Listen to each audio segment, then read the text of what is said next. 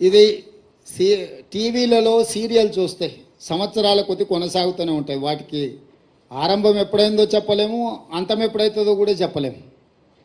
ఈ లిక్కర్ స్కామ్కు సంబంధించి కూడా కేసీఆర్ కుటుంబము, బీజేపీ ప్రభుత్వం నిరంతర ధారావాహికంగా టీవీలలో ఒక సీరియల్ను తలపించే విధంగా నాటకాలకు, డ్రామాలకు తెరలేపినరు.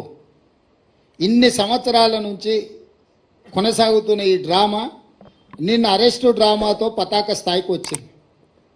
అసలు ఇన్ని రోజుల నుంచి ఇంతమందిని అరెస్టు చేసి ఇప్పటి వరకు అరెస్టు చేయకపోవడము, రెండవది ఈరోజు ఎన్నికల నోటిఫికేషన్ వస్తుందనంటే ఒకరోజు ముందు అరెస్టు డ్రామాకు తెరలేపడము దేనికి సంకేతం? ఇది అంటే అవినీతి మీద చర్యలు తీసుకున్నామని ఛాంపియన్షిప్ వాళ్ళు తీసుకోవాలని, సానుభూతుల కోటాలో వీళ్ళు ప్రజల సానుభూతి బొమ్మాలి, మమ్మల్ని ఇబ్బంది పెడుతుండ్రు, మమ్మల్ని జైలు పాలు చేస్తున్నారని చెప్పుకోవాలి వీళ్ళు అని ఇద్దరు కలిసి ఒక వ్యూహాత్మక రాజకీయ ఎత్తుగడతో వస్తుండ్రు.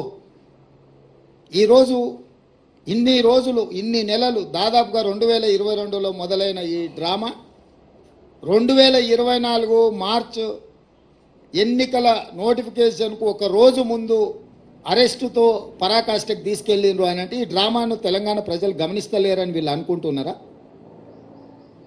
రెండవది, కల్వకుంట్ల కవిత గారు, కల్వకుంట్ల చంద్రశేఖరరావు గారు కూతురింటికి పోలీసులు దాడి చేసి ఢిల్లీ నుంచి ఈడీ అధికారులు వచ్చి అరెస్ట్ చేసి తీసుకెళ్తుంటే బాధ్యత కలిగిన తండ్రిగా చంద్రశేఖరరావు గారు అక్కడికి రాలేదు అంటే దీన్ని ఎట్లా అర్థం చేసుకోవాలి?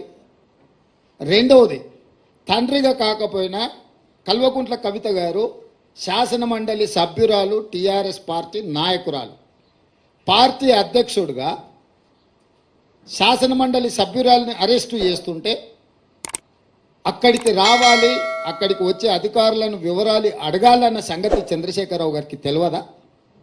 పోనీ ఇప్పటి వరకు కూడా చంద్రశేఖరరావు గారు అరెస్టును ఖండించలేదు.